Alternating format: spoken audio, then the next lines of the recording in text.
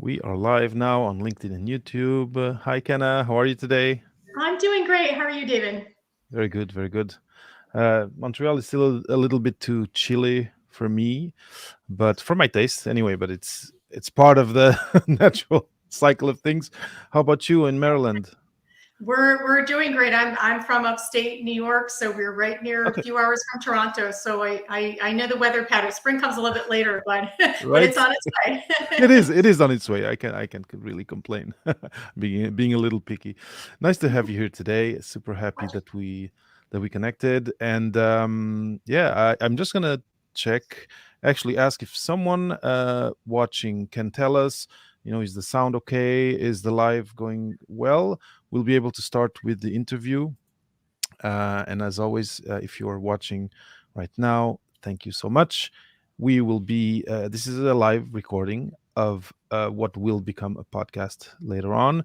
But it is a live recording, and if you're watching, if you are here live and have a burning question to ask Kenna or myself, just feel free to do that.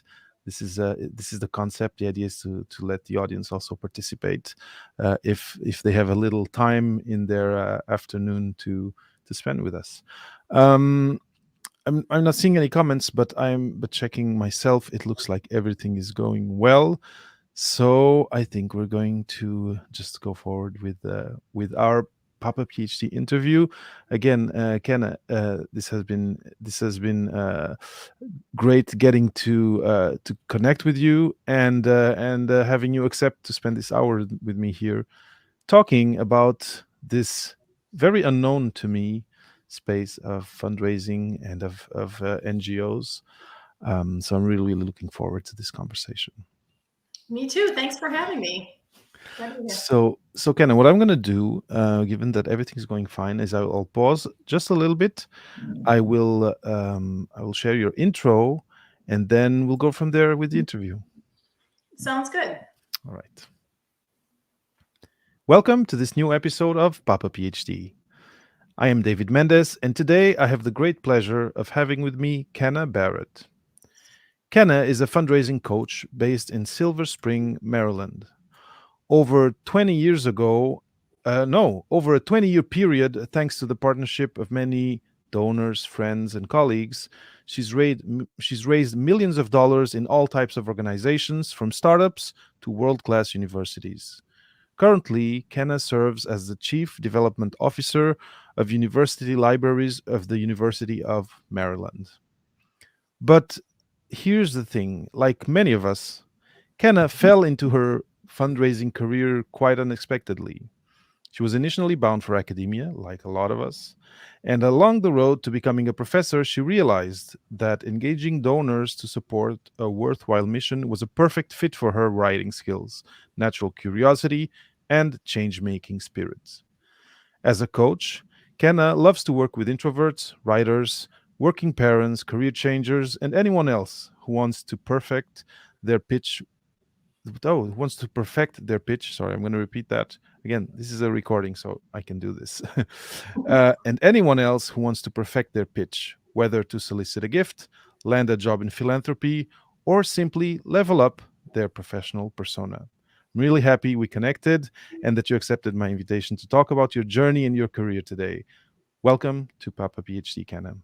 Thank you. I'm so happy to be here, and hello to the audience here. Please put in your comments or questions at any time. I really love this to be interactive. We already have here Gibran saying thank you for this live conference. Thank you, Gibran, for being there. If you can tell us if everything is going fine on your side, it'll just give us kind of a little confidence that the internet gods are on our side today. But I think we can go on with the interview. So, Kenna, I introduced you fairly quickly, and as you know, Papa PhD, the mission of the podcast is to talk with graduate students, graduate researchers, I'd rather say, and also young graduates, young researchers, and people considering other possibilities than academia. And so I'd like you to talk a little bit more about that moment in your life where you thought you were going into that track of academia and becoming a professor, but there was this switch. There was this click. Can you talk a little bit more in detail about how that transpired? Sure. And I've actually been in advanced programs in academia twice. So I've had two moments like that Okay. at different points in my career. So the first was just out of college, and I was in Yeah. a doctoral program in the humanities in philosophy at UC San Diego. And it was going great. I really enjoyed it. I was like really excited to be a faculty member, et cetera. And then, there was sort of this point during my dissertation or my prospectus period that, it started to feel like there were other things, that I wanted to do. I was taking an ethics class, for Okay. example, and, I got really interested in political philosophy and, the theories behind it and how we could make the world a better place. But nothing that we were doing was actually making the world a better place. We were thinking about it and we were debating it and we were reading people that thought and debated about making the world a better place. And meanwhile, I was living in San Diego, which is a lovely place. It was probably a mile from the beach, but the people, there were people, there was an undocumented family that lived near me that I had become friendly with, and kind of learning a little bit about some of the challenges that they were facing, just kind of being aware of my role in the world and thinking, well, how do I make a difference? And so it was that, combined with, many other factors of just thinking, did I really want to sort of write this long dissertation and then kind of be only what looked like an academic philosophy, only doing that one kind of thing, that teaching and writing. Mhm. And it's I'm sure it's changed now and there's more of an awareness, but at that time it was really, again, Western analytic philosophy was, we read largely the same. It was a monocultural thing. We read the same type of thinkers, even Mhm. though there are incredible philosophers and contributors from around the world. Really, we were reading the same type of, Anglophone philosophy. I And see. here were those type of people, thinking about how the entire world can be a better place. And there were not a lot of voices at that time from anyone that wasn't from the U.S. or Canada or England, really, Mhm. in my field. Again, plenty of work being done, but that wasn't who we're reading. It felt very monocultural, and so Mhm. I took a second look, and then I started volunteering. I Okay. started volunteering in Mexico for a while, and I started. Really enjoying it and realizing that I was kind of an interlocutor, that I was a middle person between people that needed financial support, or institutions that did, and institutions that could support them. And so I really Okay. got into this as a grant writer. I'll stop there, but I can tell you a little bit more if your audience is interested, in terms of how I was able to land my first job Oh, as a fundraiser after transitioning out of academia. But that they'll was sort of a transitional moment. they'll definitely be interested in that. Kenna, I'm just gonna ask you one thing. Apparently, the stand, so your mic is picking up your the. I know if you're touching the stand, the table in front of you with your hands or with your fingers, but it picks up all those vibrations. If you can just avoid, because I know you're uh, enthusiastic about this conversation, and you're talking with your hands, and each time, I don't know how what your setup is, it seems like there's some vibration picking up. If you can just uh, refrain from doing that, it'll improve the Perfect. quality of the audio. Will do. Sounds good. But this is it's super interesting, and I've heard this so much, this idea, this feeling of a disconnect between the lofty ideal of what you do in a lab, or in an academic project, and then when you go out back home, and there's this family, this not undocumented family, there's a community around you, and you don't feel that what you're doing actually has an impact close to home, and temporally and physically. And so I totally understand that feeling, and that experience. And so you had you started volunteering. This is something that I find is very important, but I imagine that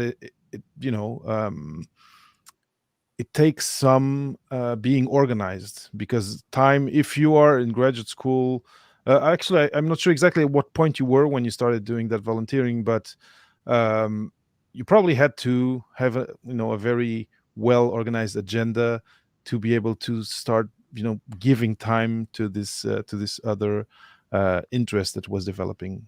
Can you comment on that? Sure. I was one of the luckier ones in that I had some sort of a fellowship or something. Okay. And I was able to take a leave. And if I recall, I was able to still kind of finish off and have some support through it, at least in the transitional period. Hmm. So my advisor in that sense was pretty good about, okay, so at least, transition out of this. And then you're right, like you have to sort of jump into something because once your funding ends, you need some kind of a job. And Hmm. so it really was just trial by fire. Okay. I wouldn't say I was super organized. So, I was a grad student and this was, a little bit ago. So we thought our job was to just think about stuff and, ponder and come up with these lofty ideas. And I can't offer you much in the way of time management, but what I did do was I did volunteer, and the volunteer work turned into a job. It was very Okay. minimum wage job, and then I got another low wage job in another sort of um, helping capacity Okay. in social services, and put it all together to kind of figure out, was this anything that I was enjoying and wanted to do. So it was a long slow transition, but I'm glad I did it. And Hmm. again, happy to answer any audience questions about it, because many of us go through that with Hmm. academia. We're not nobody's alone. Hmm. Well, we have Gibran here saying that he went approximately, it's not a question, but through the same path from PhD studies in humanities to the UNDP Department of Translation Studies. And I find this path from doing, being in research to serving. So I feel there's one of the vectors, let's say, in this path of yours was you wanted, well, we already said you wanted to feel that what you did had a more direct effect, and a shorter term effect versus the years that it takes for research to give visible or tangible results. But also you probably had this will to serve, in a way. In this case, I imagine a community, but at least an organization whose values was aligned with yours. And this makes me reflect, as one of the things that I tend to ask people, or ask people back who ask me what should I do now that I have my PhD and that I'm a bit lost, is to kind of do a tally of your values, your interests, and I imagine that once you had your foot in that, if you then became a job and then another one, you kind of lucked out in finding something that was well aligned with your values. Uh, what was the place of introspection, or connection with your, let's say, inner world in that decision of, okay, I've done this up to up to this point, and now I'm going to switch because this is where I feel I can give more value back to the community. Yeah, it was kind of cool. I started volunteering for an organization called the American Friends Service Committee, which at that time was, I think it still is, a Quaker affiliated group that Okay. they just said, they were really focused on just supporting, and we were working along the U.S. Mexico border. They were documenting anything that had gone wrong with people that had been unfairly deported or mistreated. And so, Mhm. they were just kind of a presence. They were bearing witness to what was going on.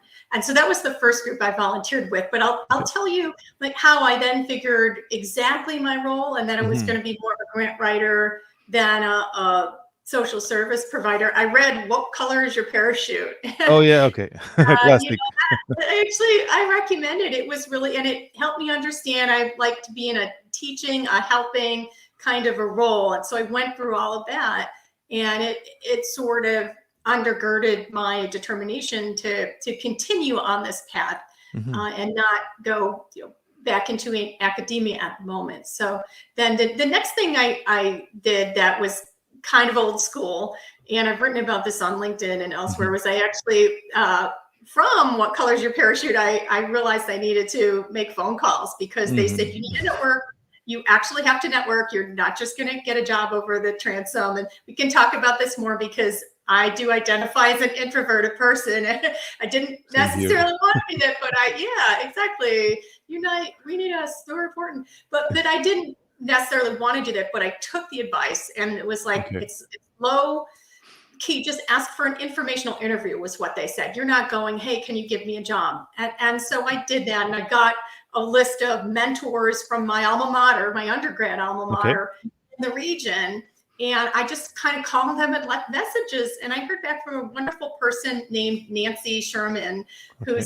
who's passed away unfortunately, but she was a real vundicant. She ran a social service organization in San Diego, and she was just such a character, just an iconic Hmm. person. We called her the Shermanator. So I think she was just a very determined, amazing person. And she brought me in. She thought I had something to offer.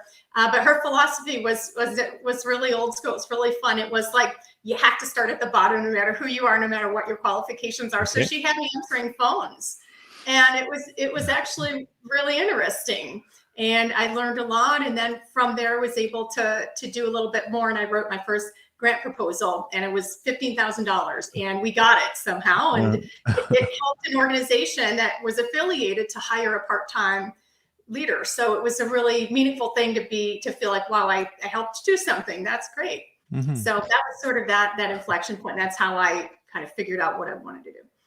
I love this, and I like that that approach of start at the bottom, because first, clearly she knew you had potential to then evolve, but what that made sure of is that when you evolved, whatever you were going to be doing, you knew all the other steps up to the person who's taking phone calls because you had done it. And that I think speaks to connection with an organization. And um, there's a term that I'm not finding now, but yeah, real connection and real knowing what everything entails that organization does. It's really, really interesting.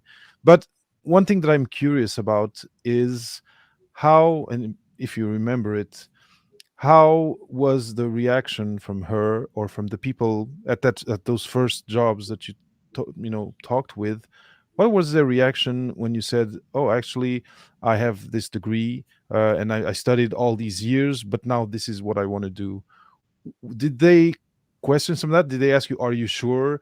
Or did was there this type of question of, "Are you sure you're not going to be bored here?" Or I wonder whether this type of conversation, which I've heard from some people, is something that you have experienced Well, at it that definitely, stage. yeah, it definitely comes. It didn't come up specifically for me in that where I was in that particular part of my career, but it's come up before. I think nowadays fundraising, there are a number of people with PhDs, so it's certainly not thought, oh, this person is just looking for something else. But yeah, I think I thought I knew a lot. So there were times when I went in and said, oh, it should be done this way, and I got people say, no, this is why we're doing it this way, kind of. So, sometimes you have to eat a little humble pie and go like, Hmm. yes, I know I've been in this esoteric field, but I have to learn how to communicate and to fit in with the people around me. And that was part of what we get to today. Is that was an incredibly valuable skill to just realize I needed to figure out how to fit into the social milieu of that organization and not just go, well, I was in a doctoral, program in philosophy, so I know a lot about that. You really have to figure out how to fit in. Hmm. And now, like I said, uh, clearly you had these conversations, knowing within yourself that this was something you wanted to do. Um, you, from what I'm getting, you didn't have to too much of convincing people of that to do, because you had some experience already from your volunteering. But I wonder if you can talk about, for people who are considering, maybe, okay, I'm in the last few years of my PhD and I want to maybe start doing some volunteering. Can you talk about first the kind of parallels of skills from one to the other. So, what kind of cross pollinated between the two worlds in terms of your experience doing research, and then your experience on the on the ground, on the field, doing things, changing lives, and eventually, asking and getting money for projects you believed in. What are the skills that kind of match between both Sure. those That was a universes? lot of questions. So if I don't Yes, answer all of it, that's my remind me. bad. That's my bad. I do this. I want to make sure I get through the question about your credentials first.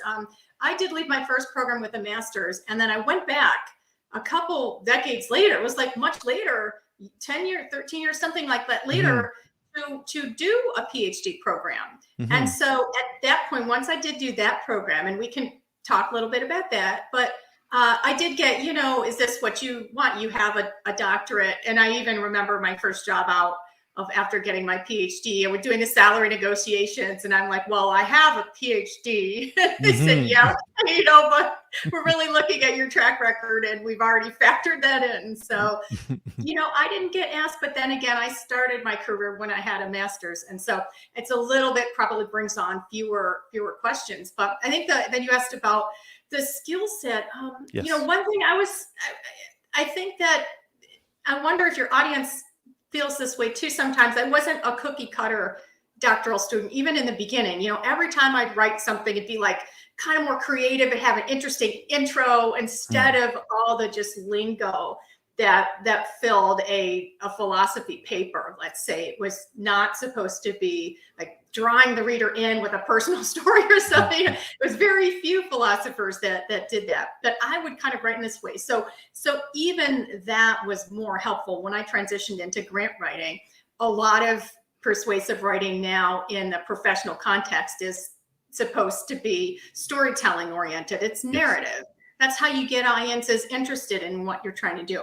So I think that was always in the background. That was one skill that I could then play up, and I could write a grant that I thought told an interesting story, Hmm. and not be told that I need to use more technical terms. And even when I went back for my second PhD program, even then, one of my professors, and this was meant as a compliment at that time, said that my writing was really understandable, and that a lot of people this was in English and writing studies, and now you're dealing with some continental authors, some postmodern authors that you kind of really don't think they were trying to make it too clear what they were saying. Hmm. They kind of, wanted to make it complicated and interesting, and I would just try to lay it out. So those skills, I developed as I went along, but I think always had it latent that, I just wanted to be someone in the world that people would, I wanted to make it understandable. And that's a piece of it. If you're going to be doing writing after your dissertation, after your doctorate, you're going to want to go, okay, who's my audience? How can I make them understand this? They are going to be reading 10 of these job applications or cover letters or 50 grant proposals or Hmm. whatever it may be. I need to make clear what I'm asking for, and I need to make sure that it's interesting enough so that they don't go, why did this person just say in 20 pages what they could have said in 2 pages? So brevity is really important. And if you understand why, it's not because they're trying to dumb stuff down, it's just because people have limited time spans and attention. So those kind of skills, I think I was able to develop as I move forward. Did that answer your question? Yes, it does answer my question. The thing the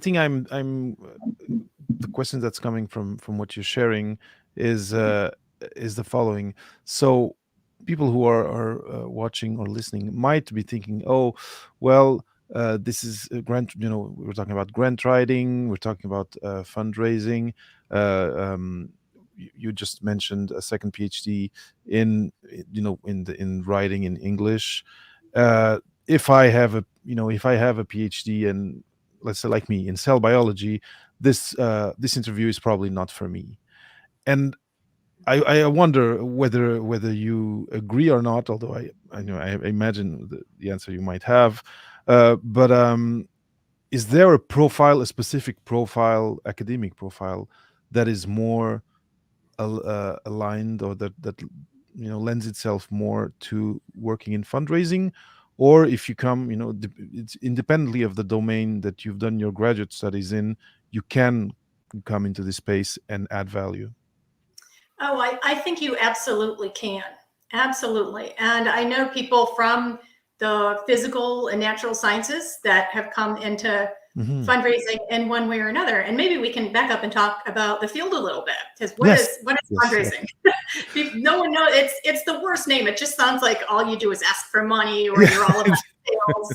it's It's true. really it's a difficult name. It's not a very marketable name, but fundraising is working with constituents of an organization to find opportunities for them to support the organization in a way that's Mhm. meaningful to them and helpful to the organization. So that's what it is. Sometimes people say we facilitate philanthropy because that's more of what we do than asking, and Mhm. you're really making opportunities happen. Okay. And that's one type of fundraising. So mostly what's meant is doing what's called major gift or individual giving fundraising, where you're working with alumni of your institution or supporters of your organization and coming up with opportunities they might want to support. But Mm. there's so many other aspects to this. As we mentioned, grant writing as one of them. It's a whole separate kind of subfield. Mhm. And then again, toward the question of people in STEM fields, there are IT roles in fundraising. There's a Okay. ton of data analytics that the field is getting Of course. into. So there's all kinds of roles, and there's annual fund, which is direct response fundraising. So when you get that letter in the mail or that email from your alma Yes. mater, that direct response, and that takes a lot of marketing research. So there's all kinds of roles right now. And I will say there was a study from a consulting group called EAB. They found that 78% of the institutions they had studied had Mhm. at least one open position in the Hmm. overall development office, or their university relations office, or whatever it was called. Can you get that, like one or more open positions at that time, Mhm. 70%. And so the conclusion is that really there's been no better time to get into fundraising. I think we are starting to think outside of that box of you need to have 10 years of experience doing this, and really being open to people. And I will say, even in some positions, people that don't have an undergraduate degree, in other positions, maybe a graduate degree is not a Mhm. requisite. And it Mhm. goes Mhm. up the chain to don't rule out people that have more than the degree you're looking Of for. I course. think shops are really trying to be sensitive to make sure that we get a wide net of people. Mhm. So, And yeah. thinking of graduate researchers, young researchers, who might be considering, listening to this and thinking, oh, I might go actually talk with the people in the department in my university and see what's out there. What's the type of, because you already kind of mentioned that there are different job job descriptions that all have a role to play in this venture of bringing money into projects or bringing money into institutes and things like that, making these opportunities happen, like you said, of having people that can support an institution with the institution and with projects. But specifically for this population of people who have taken their studies to a certain amount, and until the masters, until the PhD, what can the day to day look like for someone in starting, maybe still finishing their graduate school or right after graduate school, starting in this space? What can the day to day look like for them? Sure. And you're thinking about the day to day if they were fundraisers, or Yes. yeah. Yeah. Yeah. So the day to day for fundraising is it's really different than being in academia, at least from me, from my vantage from the humanities, in that it's more structured, and that's Hmm. not necessarily a bad thing. But for instance, you have a team that you're working with, so you may have some team meetings that are on. You may have departmental meetings, and then you have like longer term goals. Quite typically, fundraising, the way we measure it is more and more of a consideration. So we have fiscal years, and every fiscal year, oftentimes you'll be in an organization that has a goal they want to raise. And so there's a goal driven sort of teleological aspect Hmm. to fundraising in most fundraising shops. And sometimes it can just be, hey, we'd like to raise this much. And other times you might work out with your supervisor what that goal might look like. You hope that the supervisor doesn't come and give you the number that you're supposed to raise. That happens more than it should. Mhm. But it should be a collaborative process, and so then you're kind of working toward an established goal. Which, for me in academia, the goal was so far was 5 years, 6 years, you'll get a PhD, and there weren't really that much in terms of intermediary steps and benchmarks that I had to meet. It'd be Mhm. like, okay, give me, some pages of your prospectus. And then it was sort of on me. And if I didn't make the deadline, I just got more stressed out. So this is like, it's just, you're kind of in this little program. And so your day can be as structured as you make it. Some people are very organized about it. Others, just kind of get through their inbox and move from there. So there's different approaches to the work. But it really is, it's much more focused and structured. And so that's something to think about. Like, is that something that you would like to do, or you feel like that you would not thrive in that kind of environment? But I like it, especially again, like somebody that's more on the introverted side of the spectrum. It's nice to have the structure. So, Mhm, of here's course. when I meet with this person, here's when I talk with them. And then, oh, I'm supposed to, try to meet with X number of donors every year. And that's kind of great. So I have that expectation, and I have a list of people I should reach out to. So Mhm. that structure kind of works for me. But that's what the kind of, without going into detail, the day to day is like that. And Mhm. it's interesting again, especially after you've been doing something on your own, to be part of a team. And if Yeah, it's a functional organization and a good team, it can be really rewarding. that's a great kind of overview of the reality of the day to day. Now, another question that I have is: people often, young researchers and people are like at the end of their academic, their graduate school journey. Sometimes they have this reflection of, oh, if I leave the bench or the lab or research, I won't be first. I'll be kind of betraying my colleagues, my whatever supervisor, etc. Also, I will not be intellectually stimulated as I have been doing research, and it feels like you have all of these things in what you do, plus you stay academic adjacent, let's say. You're Yeah. very much, actually, you may even be closer to a certain structure of the university than you were in the lab. In the lab is not probably the term that used in humanities, but you know what I mean, during graduate school.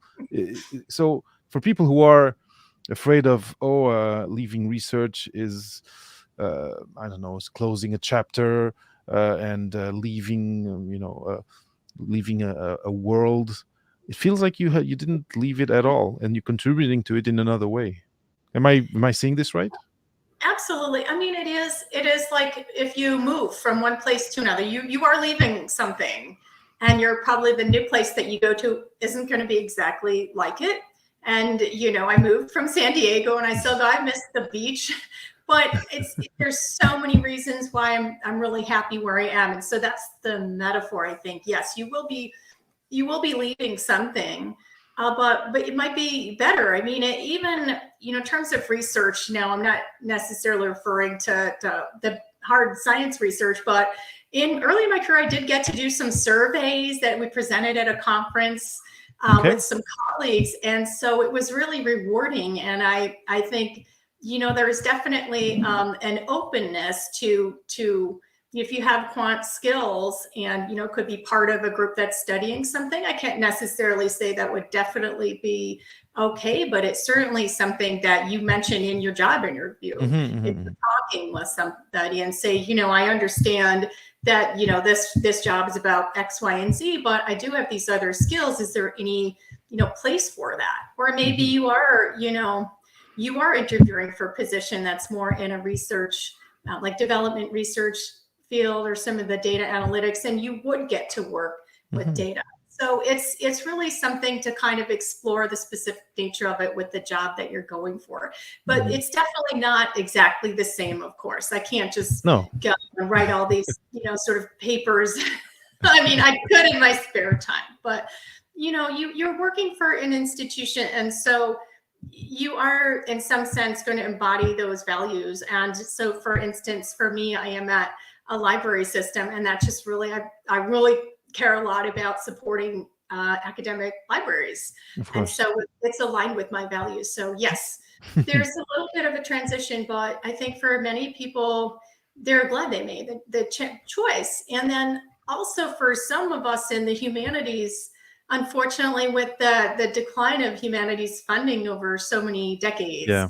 you kind of have to make that decision because there's finances and things that come in. You can't adjunct, in five different Hmm. jobs for the rest of your life. Of course not. Of course not. Yeah. And now the other thing that people, today, the discourse, what you hear, the zeitgeist is that you don't have a career like you did in the past. You're gonna be working, and in a couple of years, you're gonna change work jobs, and et cetera, et cetera. And it feels to me like, I was gonna say something, but maybe I'm gonna turn it into the question. What's in terms of career building, in terms of career development? Uh, you were, from your story, it feels like you were very much. Oh, oh, are you there? Okay, I lost the screen there for a second. Oh no, I'm here. That was strange. You were, so picking up where I was. Feels like you were very much self motivated to into going into this career. Although in the beginning it wasn't exactly what you're doing now, um, but there's two things in what you said. There's space. So there's 77%, I think, of universities is the number I think you mentioned, 70% in that or particular step. 70. Yeah, Yeah, yeah. have spots, have positions for people in that space. So what can, for a young graduate, what can building a career in that space look like? And the things people often ask themselves, the questions people often ask themselves is, how much can I make in a year? And then, and how much can I make when I'm a senior in the space? Can you talk a little bit about that, and like open the veil a little bit on that part of things? Yeah. And I think it's important too. And so so salary really depends on where you are. If you're at a big institution in New York City versus you're at a small nonprofit in another market, it really depends. But I will say, I had, after maybe 4 or 5, no, maybe 6 or 7 years into my fundraising career, I had gotten together. I was had a visit with an old colleague back in my old department, and I think we compared salaries, and like I was making more than this person who was a tenure track professor. Okay. So again, those things are skewed. If you are a faculty member at a Yale or a Harvard or one of the big name institutions and you are tenured, you will be out earning all but the most high level fundraisers. But with anywhere else, there really is a point where I'm would be earning much more in this job than as an academic. Hmm. Again, knowing I was not destined for Harvard or Oxford at that point. Hmm. So you can easily work your way into a six-figure position. After I don't know how many years, but it certainly isn't going to be that many years that it would take if you kind of progress in your role. Hmm. So, I think, and again, when I went back to do my PhD, finished, maybe that was about 8 years ago. So I did my PhD in writing, English and writing studies. And I mean, I was going on the job market. And again, to pull back that veil, I think the offers were like $50,000 for a tenure track role. And I was making more than double that, two and a Okay. half times was my offer when I Wow. got back into fundraising. I mean, just think 2.5 times more what I would Yeah. have made now. Again, I had already had experience, but Yes. still, it's the same person. I'm the same person. Of course. And what's the market saying? There's just a lot more. There's a lot more opportunities, and that's not saying that that's good or bad. It just is the fact that Hmm. it's a job that's growing, that pays pretty well. You'll be able to make a living. You won't have to worry about, oh, I can't make a living in this profession. Hmm. And so I think it's growing at 11% per year, according to the U.S. Oh wow. Department of Labor. So those are U.S. statistics. Yeah, But yeah, there's lots of jobs out there that you could choose from that are growing. And of course, many are in STEM, statistics, and so forth. But and there's also food service. There's lots of jobs that are growing because they're looking at the list. But if you are somebody that you decide you don't want to do STEM, well, what are those AI-proof jobs that you can do that some yeah. robot or app is not going to take your job? And one of them is involve human interaction. Of And we need course. experience. And working with donors is very experience driven. Hmm. Bringing someone back to that institution and having them meet with their scholarship student is something that's really meaningful for people. And Mm. it's not going to be done by Chat GPT. It's No. something you do in person. And so for many of the audience out there, if you're like, no, I want to go to STEM, which of course STEM involves, personal social skills too, but just building that EQ, I guess, that the Of emotional course. intelligence skills that you're going to need for the marketplace will really serve you well and I guess GPT proof your career. That's super interesting, and it's interesting that you use that term, AI proof careers. It's I haven't heard it before, and but it's so pertinent today because I think the menace is there. A lot It of is. jobs. Hmm. And then there's I think a book, we'll have to get the reference maybe for your audience, but I think it's called Robot Proof Jobs or Okay. something like that. So that was the idea. I have the reference, I haven't read the book, but that's kind of where this is coming from. It's like, what are those, careers or functions that Hmm. really, they're not really going to be totally taken over by learning algorithms. And, Hmm. learning algorithms can't, sit with you and they can't be people. And sometimes, there are some jobs where Well, that yeah, involves a person. it does involve a person, and it has to be a person. So now, Kenna, one thing that I mentioned in passing was that you coach people, and I imagine people wanting to access, to get their step in the door in their first job fundraising could, can work with you to, and you can help them prepare for that. Based on that, my next question, and maybe, and probably, one last question, because we're getting to the 45-minute mark here, is what are institutions looking for when they put a job posting out there, fundraiser? But I don't know if you have done interviews, but people who are interviewing, in your experience, in the interviews that you've been on the other side of being interviewed for a position, what is what are key skills, key characteristics that make you a good candidate, coming from graduate school, to start collaborating or working with an organization in fundraising? Yeah, that's a great question. And I think the first thing is knowing that you have a master's or PhD. That really shows that you are intellectually capable. So that's sort of that's a great thing that you don't have to go and wonder if this person could figure this out or understand that. So that you really have going for you. If you're coming from academia, you've got that ability. And then if you're applying for a job in an academic institution, you also have this wonderful sense of credibility that Mhm. that you understand academia, and that's helped me work with academics is being at least having the sense, the optics that I get how to work with people that are researchers, how to talk to them, what their concerns are, and that I understand how universities work. So that's great that you have that. And then what you're going to want to do is you're going to want to add those, what we said, the EQ skills onto Okay. it, which Hmm. is going to be something that maybe you hadn't needed to do that in academia. As long as you were like roughly polite, you got along, and you went to your lab or you did your papers on time.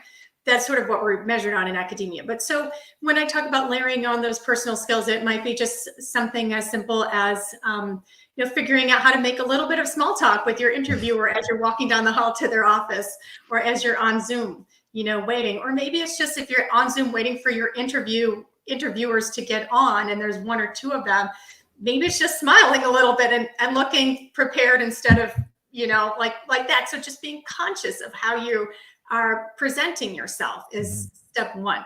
So I think that's the first thing that you want to layer on, and then you maybe Hmm. send a nice follow-up note that picks up on obviously some of the things you discussed. Hmm. that piece about being prepared to understand that, you're going to be working toward a goal. And that's true of all industries. So Hmm. not just fundraising, but understanding that you be in a sort of a system and a process and you're going to be part of it. So preparing for those interview questions. A lot of shops I've been in use behavioral interviewing, and they may be pretty general. What's a mistake you made? What name a time that you worked in a team and solved a problem? And so just kind of being prepared that those questions are going to be asked. So just that's probably true of all fields that you transition out of. Hmm. Or Okay, into. so again, yeah, being personable is part of it. The the walking in the corridor and be able to do small talk. I don't think ChatGPT can do that, and then we'll be able to do that in the near future. Yeah, presenting yourself does make sense, especially if you are going to be talking with potential donors. It must be a key aspect of you as a candidate, how you should um, present yourself and how can I say show that you can give a good impression. I imagine, and now the other side. Let's say the other side of the coin of this question is what are mistakes that people do or and I'm asking you this not you're not ready for this question, so if you have an answer, please share it, but if you don't, we can move on. But what are mistakes people do commonly when trying to um, uh, like when yeah, trying to get into the space and having these first conversations, but are they've not prepared well enough. What are things that they do wrong and that kind of preclude them from a nice first step into the space? Sure. So probably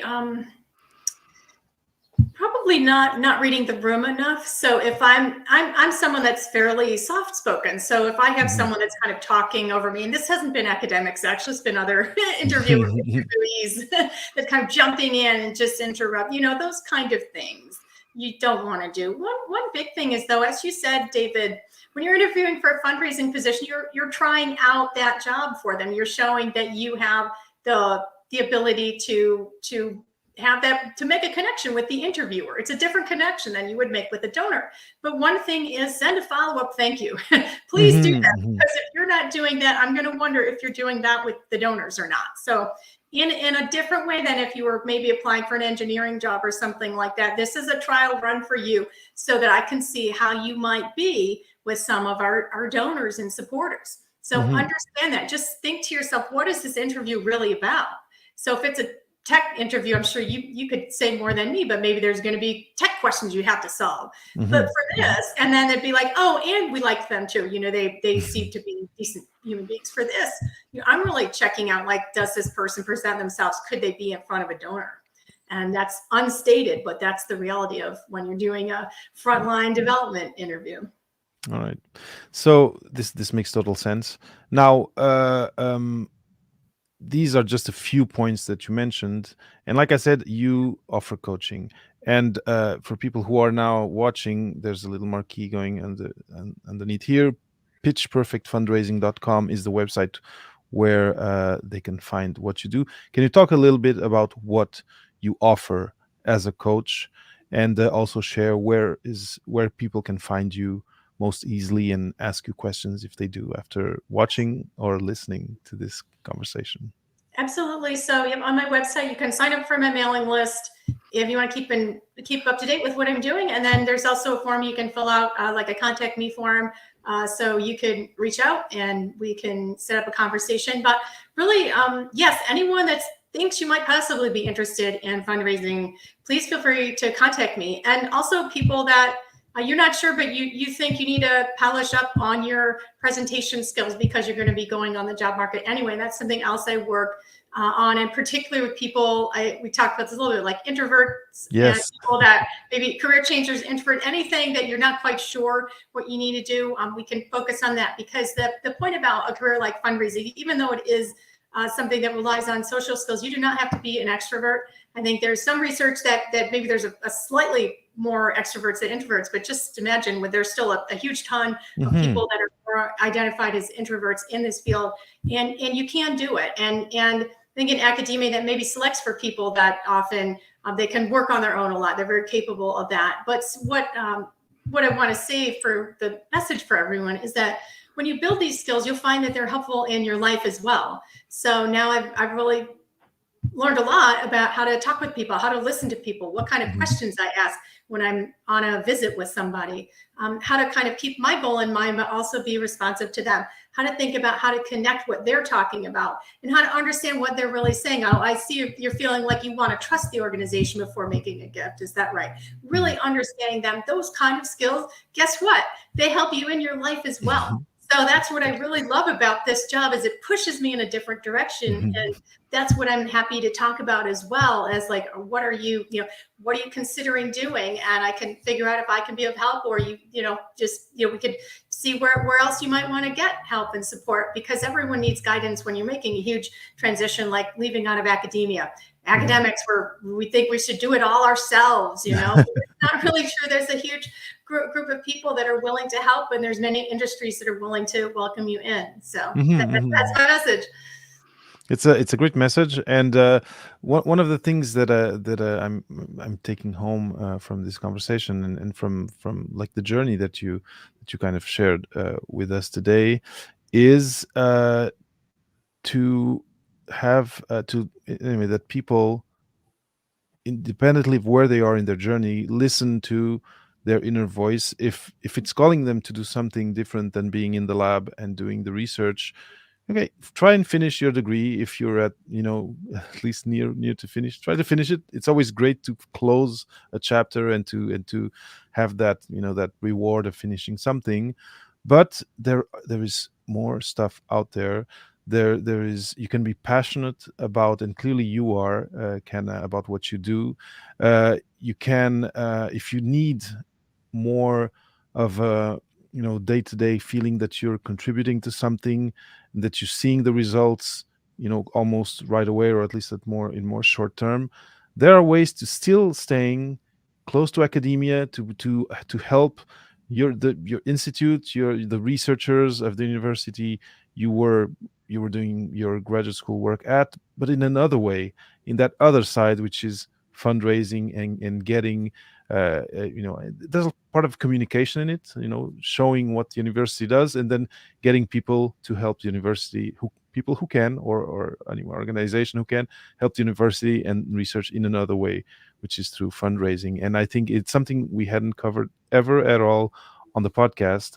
And I'm super happy that we could spend this almost an hour with you, kind of drawing the curtain and seeing and help allowing people to see that this space exists and that they can contribute to it. And and this you actually surprised me, although we had talked about introversion, but with this statistic that you just gave, I would have imagined that mostly would have been extroverts, but it isn't. And for me, it's good news because it opens the door to all of us to allow ourselves to imagine ourselves doing this.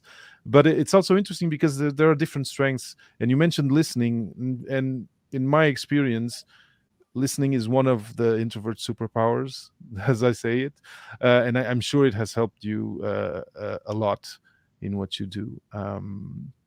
And Yes. before thanking you for being with me here today, I wonder whether you have a last word or comment based on these little take home messages that I just mentioned. Well, it's absolutely true. I've presented on this about the myth of fundraisers being guys who golf or someone who's sommeliers or ladies who lunch, and it's really not necessarily Yes. true. We can get the statistics, but yeah, the finding was, a few more. There's still whatever it is, 40 or more percent of people identify on the introverted side of the spectrum that are major gift fundraisers. Now we're not even talking about people that are doing the back end work. So Hmm. don't shy away from something you think you might be interested in because you think you don't have the right personality. That is something that can grow if you care about the cause and if Yes. you want to learn. And what you did in grad school is you had grit, and that gets you really far. Hmm. In this industry is just that sort of determination to learn and get better. And so those are it's a whole nother set of skills that you bring besides your intellectual experience. The grit and perseverance that you bring will do really well in this role, then you find you may enjoy the social interaction, as you said, David, the listening, the kind of making things happen for your institution and for that donor. All that is things that we do really well as introverts, and we can leave the showmanship at the cocktail parties too. To other. To the extroverts, and we'll go and just have our little corner conversations, and that's okay. There's more than one way to be in philanthropy. So that's what I'm here to say. I don't know if there's any questions in the chat, or if we There, have, there, well, if anyone there's a has that. question.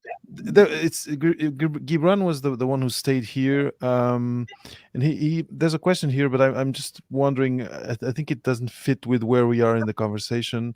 Um, but I can ask it as a kind of a closing question. I'm going to take his question and kind of rework it.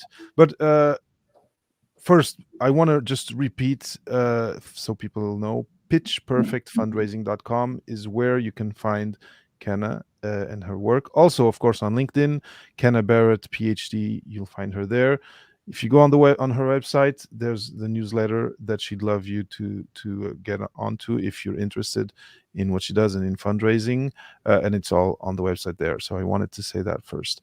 And so to finish, and based on this question from Gibran, which has to do with facing problems and transitions, career transitions can be perceived as problems depending on where you are in your life, how things are going.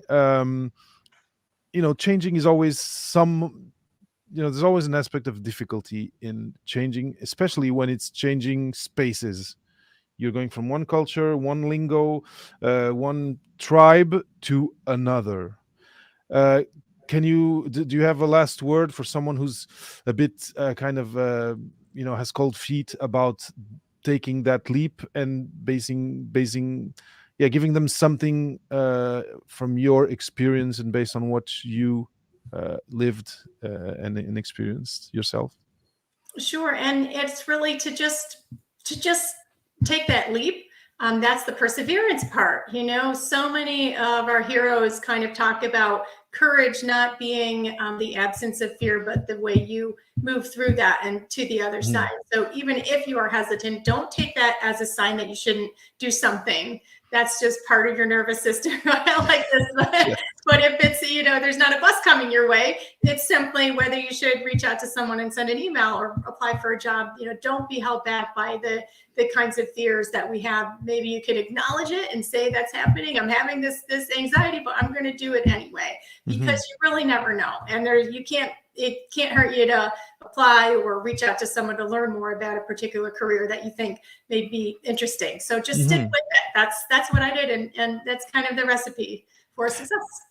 And tell me if I'm maybe stereotyping or or having like a positive bias, but I imagine that the fundraising space, anyway, I might be wrong, but the feeling I get just from talking with you about it and from from what it does, that there's a lot of oh my gosh, I have just a French word now coming up to my mind. uh, um, it's a very welcoming and I know I'm generalizing, but it's a welcoming space. That's basically, it's not the word I wanted. That's what I get from not being a first first not having English as my mother tongue. Well, that's what I get for not speaking any French. So, but but it's not a menacing space to get into. That's what I mean. People are mission driven, often to help causes, to help. I'm thinking of associations or NGOs that deal with the patient. I have projects, working with patients of rare diseases, etc.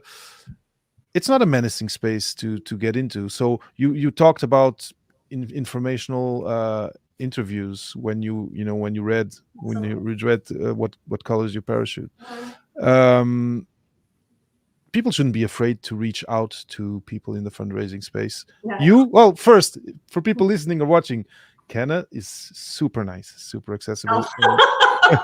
and Thanks. and I joke. she will for sure answer a lot of the questions. But if you have one NGO, or if you want to reach out to the people in your university, I don't think you should be afraid of Yeah. of them, right? I think it should be a very easy space to start putting feelers out into. It's typically not cutthroat. And yes, if you reach out to the folks in your university, you already, you already have that calling card if you're already at the university. So, I think people would love to talk with you and you learn a lot. I think that's great to reach out to the folks at your university. So yeah, we're not cutthroat. I mean, that really, that's not how the best fundraising happens. That's so that we're sort of not acculturated to be cutthroat, and it's not a hardcore sales office.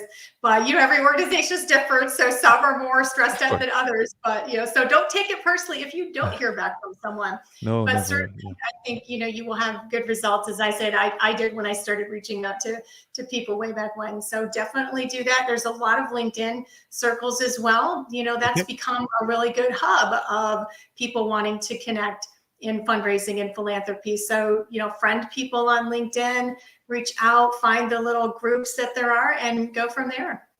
Awesome. I think it's a great last word, because it gives people who are listening and watching a first thing to do: get on LinkedIn, meet someone, and get into a group, and that can be the beginning of this new chapter for you. Kenna, this has been great. You've been very generous of your time and of your story, and of your journey. And I want to really thank you for spending this time here with me. Again, go to Kenna's website if you're interested. Join and reach out to her on LinkedIn. If you are watching right now, if you're on YouTube and you haven't subscribed to the Papa PhD channel, please do. I'm on this slow path to 500 subscribers, which will open up some new possibilities for me in terms of creation and community. Um, Gibran is saying thank you. Thank you, Gibran, for having stayed throughout our conversation. I hope this has been helpful to you. And if you have any questions, reach out to us. And that would be it. I want to finish again by thanking Kenna for this, and again for saying how grateful I am that you had this time for me and for the Papa PhD audience. So thank you. Thank you, David, and thank you, everyone. Remember to subscribe to David's channel. Wait, over this way. Do you hear something? He's reversed here. Yeah. But subscribe to his channel. He does a great service to the community. So I was honored to be a guest. So thank you. Okay. Well, so this does it for the live recording. We're still live on LinkedIn and YouTube, but I'm just going to thank again. I saw there were a few people. There are like few people watching. 5 people now watching. There's some likes on Facebook, and yeah, most people are on Facebook. That's interesting. So for all of you on Facebook, thank you so much. This is super appreciated. Gibran was on LinkedIn actually. And yeah, I'll see you again for another live recording of Papa PhD. And I'm looking forward to having feedback and questions. It's always great when I have the questions, and when the guests get questions from you guys. So don't hesitate. And I will end the broadcast now, thanking everyone, and saying see you next week.